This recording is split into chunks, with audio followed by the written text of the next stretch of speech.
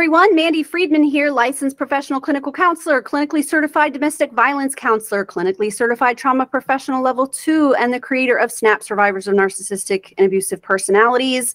We're back to talk about season 2 of Succession, and we're here with Andrew, my brother. Hi, Andrew. Hey, Mandy. I'm happy to be back, and we're finally in season 2. We get to talk about Kendall today. It's going to be fun. It's going to be a lot of fun. I can't wait. Let's get started. At the beginning of season 2, we join Kendall at a rehab facility, and we find out that he's only been there 48 hours before the action starts. Yeah, Dad swoops right in to scoop him up. He needs him to get back to work. And you can see that Kendall's just, you know, kind of wasn't expecting really to have to go back to work so quickly. But I think he's in Iceland, as a matter of fact. He's only been there for a couple of days. He's thinking he's going to have some time to recoup after everything that he's just been through. But actually, he has to get back to work. But he's been using drugs pretty regularly at this point. And as he goes into his first interview, you know, they're kind of piecing him, slapping him together, trying to get him up and going. And he says he needs a straightener. So he still needs the drugs to be able to function. And even right before he starts the interview, his nose is bleeding. It's absurd. And it's clear that Kendall's not healed. We talked about it on the last episode as one of the ways to get out of, you know, and start to heal from a toxic dynamic, group dynamic or otherwise, is to get away from it. But he didn't get any time away, did he? No. And, you know, that yo-yo, up and down, roller coaster, go away, come here, casting people out, and then pulling them back in is what Logan does best. And so here we go again. Now, Kendall would think that he would be completely ostracized, right? Like, so he feels lucky that Dad is still speaking to him. Daddy cleaned up the mess. Colin, the security person, helped him clean it up. And so Kendall's going to get away with it. Now he owes Dad. And Logan's not going to let him forget that. He's calling him into action immediately. Logan is ready to collect his due from Kendall just a few days after, you know, this favor supposedly was done. So Kendall becomes kind of a double agent for his father, almost like a corporate robot, you know, doing his bidding. So we have an interesting situation that's a great example of this, where he has to gut Volter. Volter is owned by Lawrence Yee, who also is on the board. But you see Kendall sort of cozy up to Lawrence a little bit, and he starts talking to him about his business. He starts extracting information from him under the guise that Kendall really cares about, you know, maintaining the structure of Volter, that he'll treat Volter with respect, or, you know, that he wants to protect Volter against his father. Right. So he sits down and he's talking to him, but he's actually just extracting information because he swoops right in behind and takes Volter away from Lawrence Yee, and does it just as cold-hearted and precisely as some sort of corporate assassin. The last time Lawrence had seen Kendall, in between these two meetings that we see, Kendall had gotten the whole staff together and said, well, listen, they're trying to attack us. Let's get together. Let me get some ideas from you guys. You know, what, 100 ideas, 200 ideas? Send them to me. I'll get some of these implemented, and then maybe we can move forward and save this company. But the next time Lawrence sees him, he's stone cold. You know, Kendall doesn't have any emotion anymore. He is the corporate robot.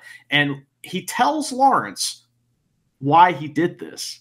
And the reason is because my dad told me to. Exactly. And this is right around the time that Kendall does seem to have a lot of canned responses. He's saying, I saw their plan and I saw his plan, and my dad's plan was better. Kendall is kind of this robot character for a good chunk of this season, but he does a few things where, like, his personality breaks through, or he's just trying to do something to kind of like feel.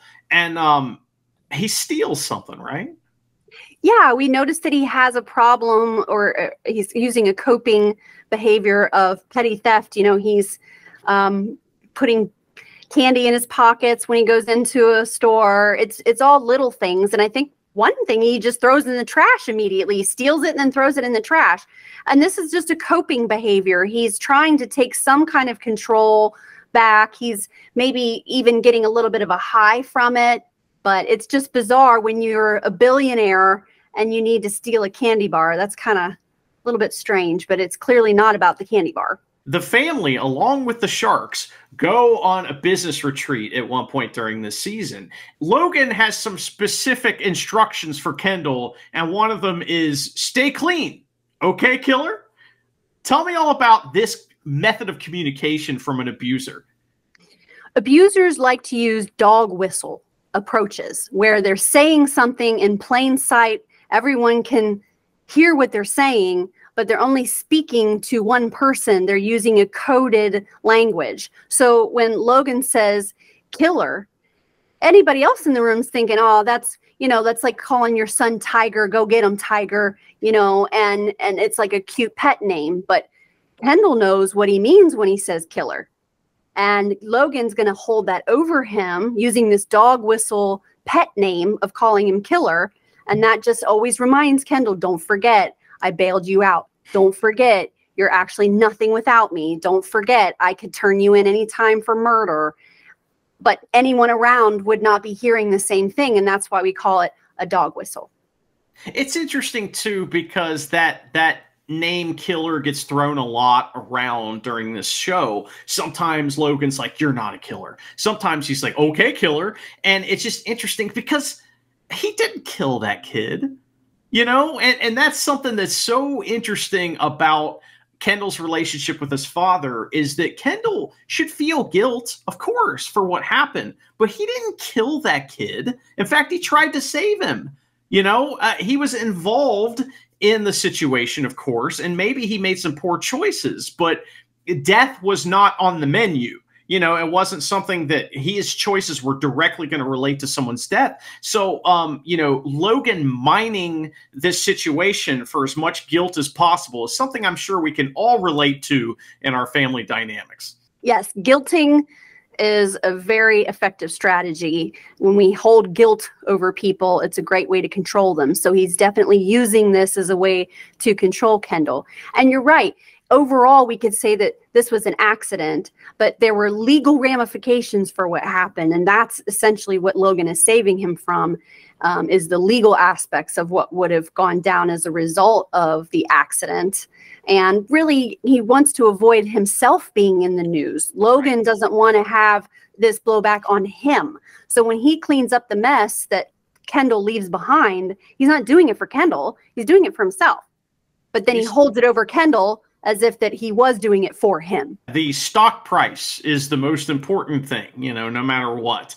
And so something they want to do to help the stock price is acquire another company, right? And this is the white whale of Logan's life. He's wanted to acquire this company, Pierce, which is another media company that does news, but they're kind of on the opposite end of things as far as the political spectrum.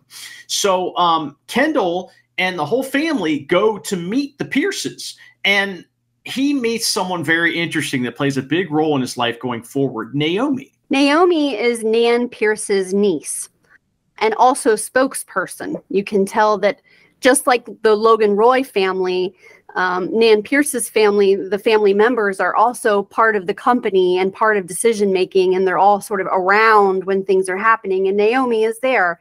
And she takes a liking to Kendall, and Kendall seems to be drawn to her. For a moment, there's a conversation that indicates that she might also have a history of substance use disorder. And so they make that connection that they're both supposed to be in recovery, even though it's very clear that they're not in recovery, because that very night they find their helicopter. So I think they have cocaine there, and they're drinking, and they have a really great time, and they hit it off. They bond through their using and through their trauma. She talks to him about how that when her mother died, that ATN ran a bunch of, I don't know, salacious headlines, I'm not sure, but it caused mental health problems for Naomi because of the way that ATN was presenting the story of her mother's death. She wound up wrecking a car and having suicidal ideation. So she shares this with him, like, basically, your dad's company wrecked me. The way that that was handled caused me to have all of these problems. So they kind of bond over their trauma, their hatred of his father, and their love of cocaine. So Kendall and Naomi party all night, right? And sometimes when you party a little too hard, you know, things might happen. You know, Mandy, Kendall leaves himself a little surprise in his bed, right? Kendall shits the bed. He shits the bed. He wakes up and he has shat the bed. That's also a euphemism for fucking up, by the way. It is. And they have been fucking up. And the deal that they were trying to put together there at Turnhaven, which is Nan Pierce's estate, that it didn't go well overall. And essentially they shat the bed there as well. Yeah, the whole family is like kind of auditioning to buy this company, and so it doesn't go well at all. And man, what a tremendous bunch of scenes! I love that part of this season. It's so great. One of the other characters that they interact with there is Rhea. So tell me, who is Rhea? Rhea works for Nan Pierce. So when we first meet her, she's at Turnhaven. She is helping to facilitate, negotiate. She's also at the corporate retreat that they go away in the woods to in season 2. And that she starts, you know, sort of swimming in the circles alongside Logan Roy as he is maneuvering. So that's where we meet her first. Well, Logan takes a liking to her and he starts listening to what she has to say. And he asks her about what she thinks of each of his children in terms of their ability to be the CEO of Waystar Royco. And she gives him her honest opinion. What she says about Kendall is, it's like you put him in a big diaper and now he can shit himself whenever he likes. She called that, didn't she? He just literally shat the bed. But essentially, Logan cleaning up his messes, you know, the accident happens, they cover that up. That's what she's saying, is that he can basically do whatever he wants because you provide a big giant diaper for him and covering up all of his shit. Now, when you introduced Rhea to us, you mentioned that she is swimming in the same circles. Well, she's a shark for sure, right? I mean, she falls in that same category, and she has a very motherly kind of, like, you know, matriarchal kind of feel about her that makes me feel icky. And I don't know if that's the same way you feel about her, but like when I watch her, it's like she thinks that she's manipulating all of these people, including the Pierces, especially the Pierces, right? But she's in there with the biggest shark of them all, you know, the killer shark that is Logan Roy. It's tremendous. And we will get further into what happens with Rhea in our episode about the group dynamics and the sharks, because Rhea, much like the therapist in season 1, does not know who she's dealing with, and she thinks she's really doing well, but it doesn't necessarily turn out well for her. We'll get to that in one of our later episodes. The family visits England in order to kind of jockey for position with their mother in this, to help them with their whole proxy battle that they had going on. So there is an awesome scene where Kendall is very emotional. He's just come from, you know, an emotional situation, and he jumps into another one with a person that maybe you can be vulnerable around, your mother. Yeah, you would think so, right? He wants to talk to his mom. And he wants to tell her probably what he has been through recently. He wants to confess. He wants to get closer to her during this crisis. He's feeling vulnerable and he needs affection. He wants affirmation. He would love to have some parental love, is really what he's looking for. And she shuts it down quickly. I don't want to, let's not get into that tonight. Let's not, you know, like I've had a big day and let's just not get into it. In fact, this is something we should discuss over eggs in the morning, over breakfast. That's when we'll talk about it, okay? And then we have a good night's sleep and we'll have the conversation in the morning. And he buys that and thinks, okay, we'll do that in the morning then. Thanks, Mom. But then he wakes up comes down to breakfast, and mom has left a note saying that she had to go because she's very busy. And this is how they were raised. You know, this is their mother figure.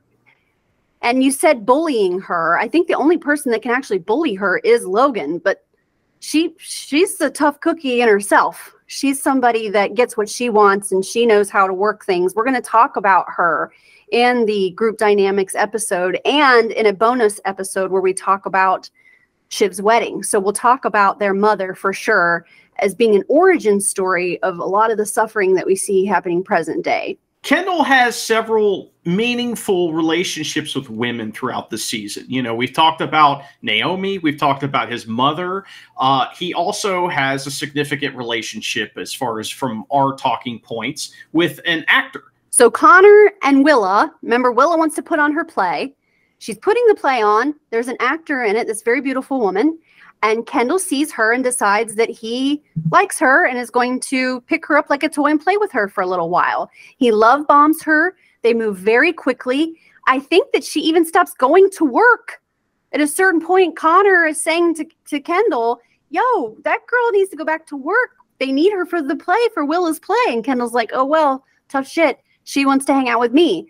Now, she doesn't know any better. She thinks, wow, this is actually happening.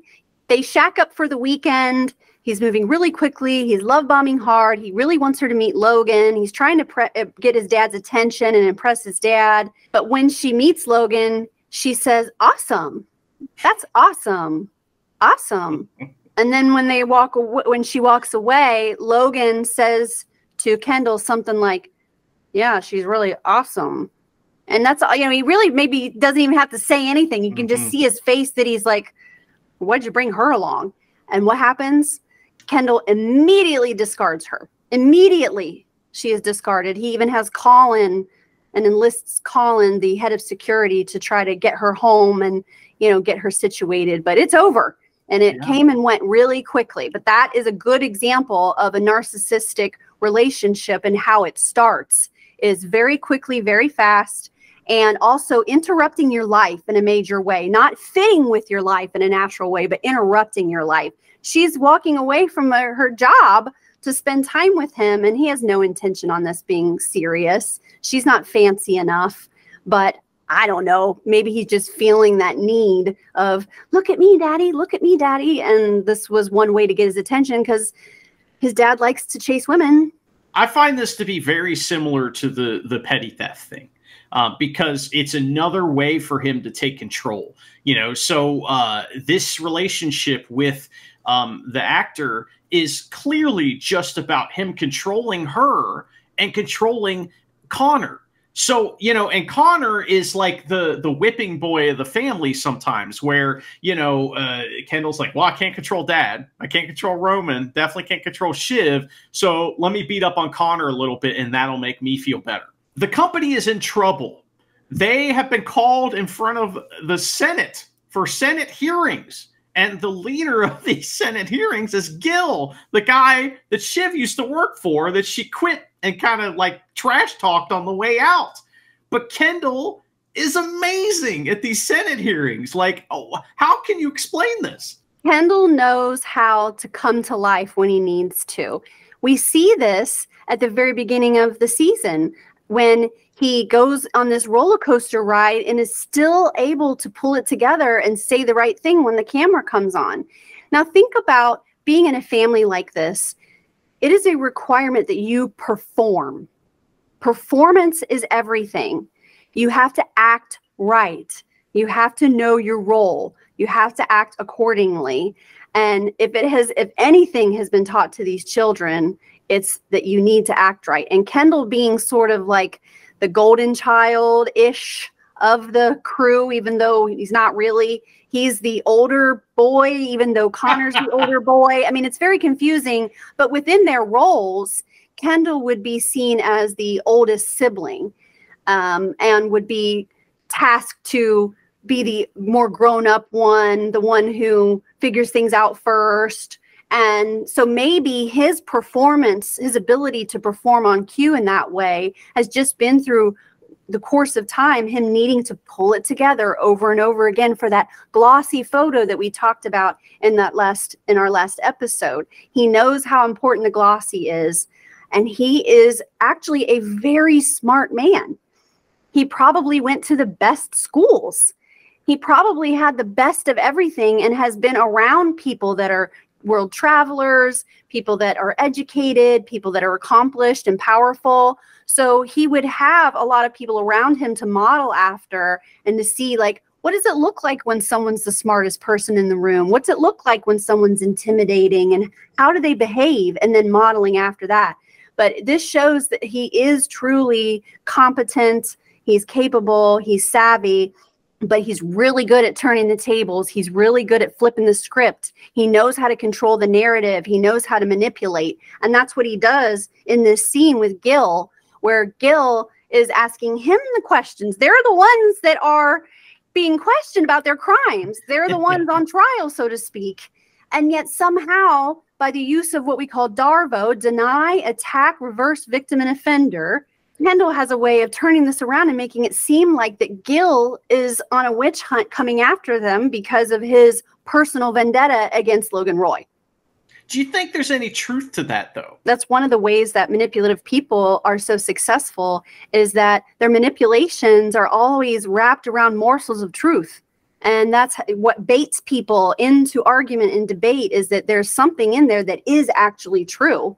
So Gil gets kind of ruffled in this moment. What Gil says to Kendall is, your cruises run for profit. Your news runs for profit. Is that any way to keep the lifeblood of democracy going, by using news as your own personal ATM? Kendall says, I think you might be under a misunderstanding, Senator. In this country, all news from the Times to the supermarket tabloid is for profit, sir. We don't have a state media, as I'm sure you know. You'd need to go to China or Russia for that. Woo, what's a good comeback? That's a really good comeback.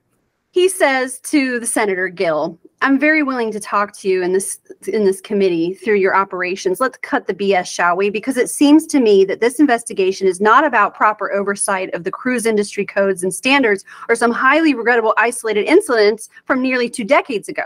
What this feels to me is about your personal dislike of my father and your ideological hatred of his newspapers and his news channels, and in the particular success story, which is ATM, on which you've appeared, I think, 14 times in the last 4 months, Senator. That's nothing we can say will be enough. No groveling will be low enough. And as much as you like to accuse us of bias today, you're the one with the bias. So I say, go ahead, hit us as hard as you can. We can take it. We have nothing to hide. Again, Kendall, yes, awesome job. One of the final set pieces that we want to talk about, where a lot of important stuff happens, is this giant yacht. The family is, ordered to all go to the yacht with the sharks, and basically Logan wants to isolate everyone so that he can manipulate them easier. And one of the ways that he does that is by not allowing Naomi to join them. Now he's having to handle Kendall very carefully right now, because he's trying to get Kendall positioned in a way. Normally, he doesn't give a fuck what Kendall thinks about anything, but you'll notice that he's kind of, handling him with kid gloves, just a hair. They do all go to the yacht. This is Logan's way of isolating everyone. He gets them, he doesn't feed them. They're hungry even. That's right, can we get some food? And he's like, this is important. We need to talk. And he's extracting information by acting like he cares what everyone thinks, that he wants them to all weigh in on the situation. He's also putting them out at sea so that, there's legalities of him being on his yacht at this moment. It's buying him time. It's doing a lot for him. Well, Kendall decides that he wants Naomi to come. He's been spending a lot of time with Naomi. Logan sees that Naomi's there. He does not trust Naomi at all. He knows that Naomi is kind of the enemy. So he tells Kendall that he doesn't approve, but the way that he goes about it is so manipulative. Logan approaches Kendall about Naomi being on the yacht, and Kendall pleads his case, saying that she's good for him. But Logan isn't stupid. He says, I just don't want you fucked on drugs. And she's part of it, isn't she? Yeah, yeah, she is. They are doing drugs together. She's actually not healthy for him. So the morning comes and Naomi is getting kicked off the boat, essentially. She's leaving. And she has a conversation with Kendall. Kendall knows that Naomi knows. This is important. Kendall knows that Naomi knows about his substance use problem. He knows that she knows that dad is an abuser. He also knows that she knows intimate information about their business and their family. So there's not a lot that he can get past her.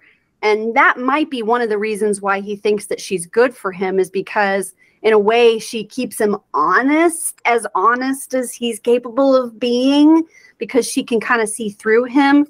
But she wants to know, why don't we just leave?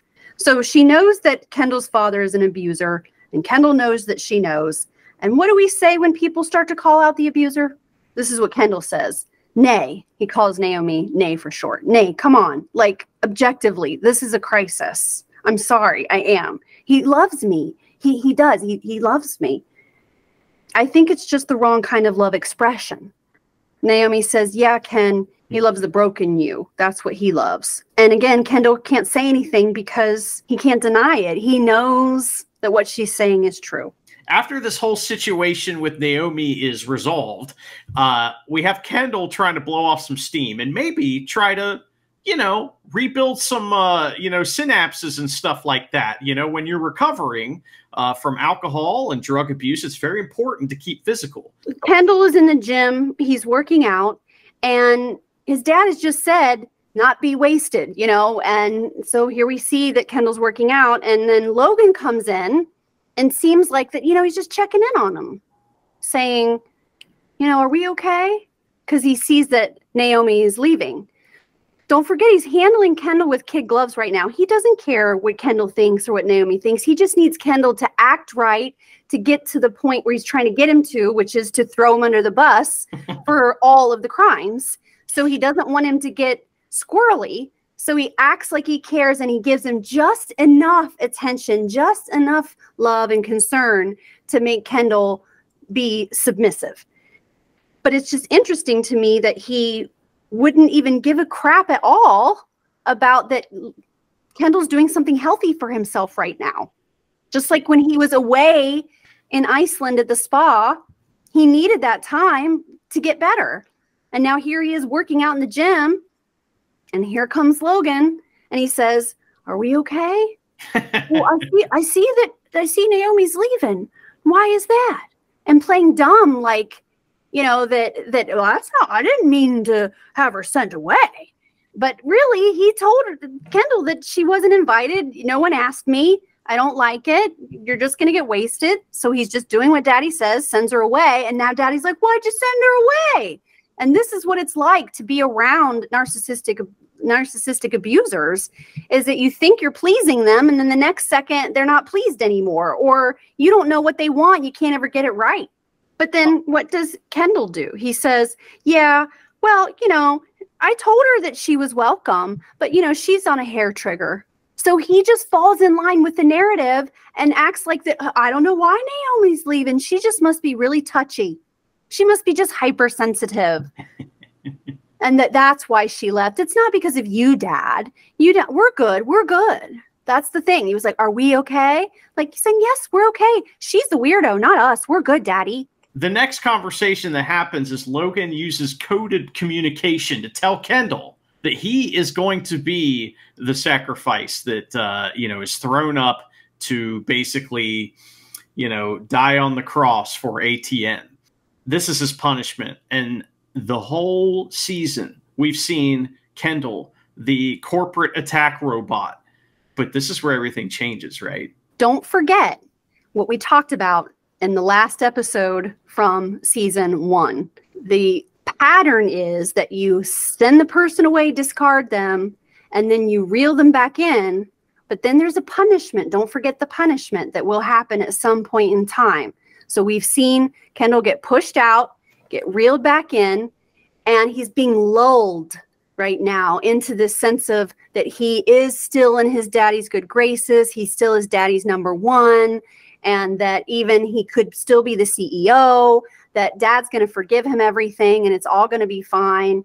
And Logan is, you know, essentially sort of just lulling him into submission. Logan goes into this talk about how the Incas would sacrifice their children to the sun.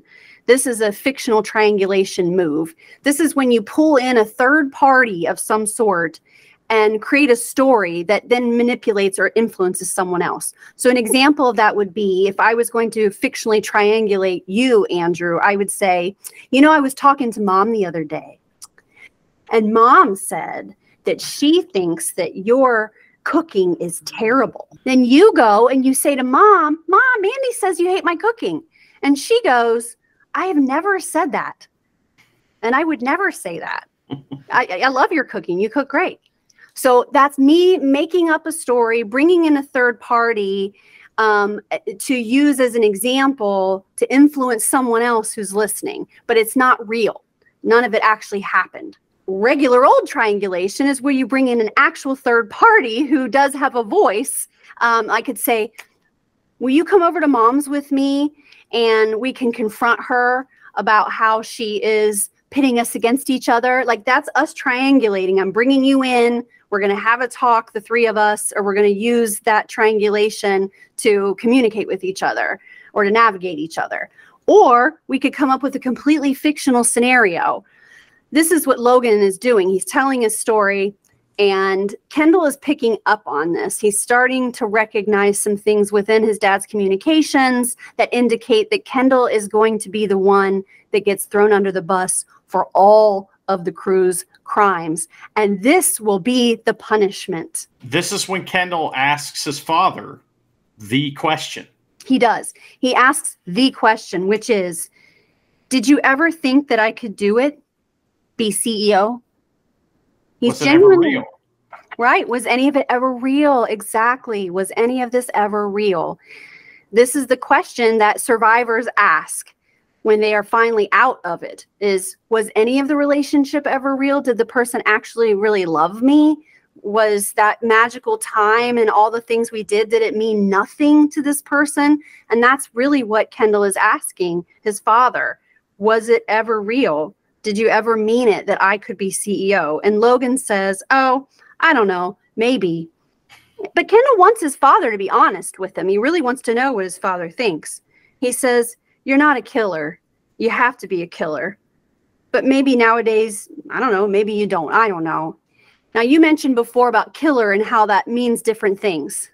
Mm-hmm. So when he's saying, hey, killer, he's saying it in a facetious, passive-aggressive, sarcastic way. It has a double meaning. Not only is it a dog whistle, but it's a put down. He's saying you don't have the balls. You're not a killer. It was an accident. That wasn't you that did that. You're not a killer. You don't have it in you. So Kendall starts to say, well, maybe I deserve it after all. You know, he's basically saying, I hear you. I'm going to be thrown under the bus. Maybe I deserve it because of the killing that happened. And Logan says, oh, no. That was an NRPI, not a real person involved. You don't need to worry about that. It's nothing. Kendall wants his dad's affection so bad. This is like one of those moments where it's a moment of affection, but it's almost like a goodbye kiss kind of thing. You know, there's a moment where he wants to kiss his dad or hug his dad. He kisses his dad on the cheek, but something has shifted in Kendall at this point. He's figured something out, and he realizes that things aren't going to go the way he thought that they were. In the Bible, the Roman soldiers tell Judas to kiss the man to identify who Jesus is among the group. And that's where the term Judas kiss comes from. So this is the Judas kiss from Kendall right here, because this whole season is leading up to this one amazing moment, maybe one of the best moments in the entire show, if not the best. Kendall holds a press conference where he is planning on taking responsibility for all of the crew's stuff. But what happens, Mandy? He does a vicious takedown of his father. The way that he says it is perfect. The way that he closes things out is that he calls his father a bully. He says his father is a liar. and that there's no way that his dad would not have known what was going on. It was pretty impressive how he turned things around, going from being the whipping boy to now he's taking a shot at the king. I love how early in the season, the seeds of this are planted. And it's when we see him defend Logan in front of the Senate. We know he can do this stuff. We know, you know, from those moments how impressive he can be. And in this press conference, he is extremely impressive. And everything he says, if it's not true, it's pretty close to the truth. And the reaction from Logan is fascinating. It falls in line with other moments where normally someone would be concerned or disappointed about the behavior, but instead Logan is kind of impressed by it. And don't forget the quote from Roman at the beginning of season 1, when Roman says to Kendall, when they're attempting their first takeover that we see, he says, "The only way he will respect you is if you try to destroy him, because in your position, that's what he would do." That's exactly what's happening right here in this moment. Is Kendall is taking a shot at him because that's what he would do, because that's what Logan's doing. He's trying to take a shot at Kendall. He's trying to throw Kendall under the bus, and instead Kendall takes a shot at him. So he shushes Roman as he's listening to Kendall, and then you see him crack a smile. He's proud of his son. Kendall had quite a journey in season 2. It was a blast to talk about it. And we've talked a lot of, you know, fun things and, you know, some serious things, but we have to leave you with something that's probably the most serious thing from the entire series. And what we're going to leave you with today is Mandy's going to bless us with a dramatic reading of part of Kendall's rap to his father. 1 ratings, 80K wine. Never gonna stop, baby. Fuck father time. Bro, don't get it twisted. I've been through hell, but since I stand dad, I'm alive and well. Shaper of views, creator of news, father of many, paid all his dues. So don't try to run your mouth at the king. Just pucker up, bitch, and go kiss the ring. All right, that was a lot of fun. I hope you guys enjoyed that. We will be returning for our next episode talking about Siobhan in season 2 of HBO's Succession. Thank you for watching or listening. Goodbye.